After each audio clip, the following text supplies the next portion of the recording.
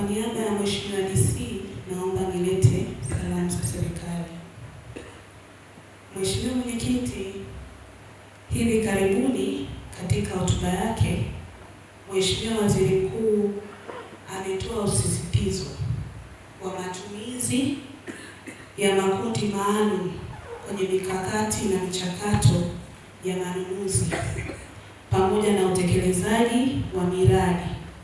Hivyo basi, niwaombe halmashauri, kutokana na sheria ya matumizi ya 30% ya manunuzi kwa vikundi hivi, tuweze kuitumia ipasavyo vikundi hivi maalum ili navyo tuviwezeshe kupata kipato. Mheshimiwa Mwenyekiti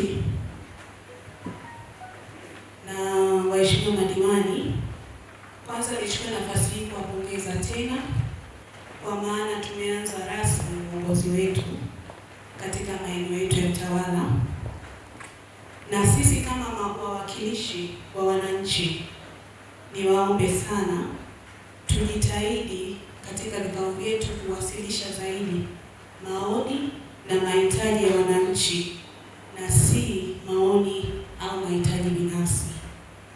Hii itatusaidia sana kuboresha huduma za wananchi na kupunguza malalamiko na kero za wananchi wetu. Mheshimiwa Mwenyekiti, pia tunatambua kuwa mchakato wa utekelezaji wa huduma ya bima kwa afya kwa wote umeshazinduliwa rasmi.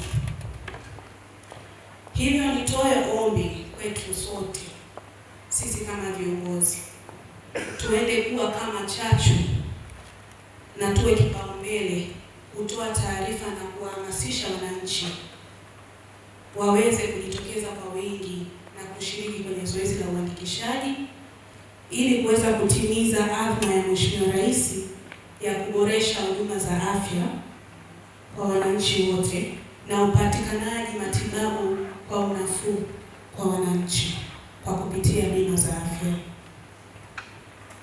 Mheshimiwa Mwenyekiti, nikiwa naelekea mwishoni, nipongeze sana halmashauri kwa jitihada ambazo wanaendelea kufanya kwenye ukusanyaji wa mapato na kutekeleza miradi.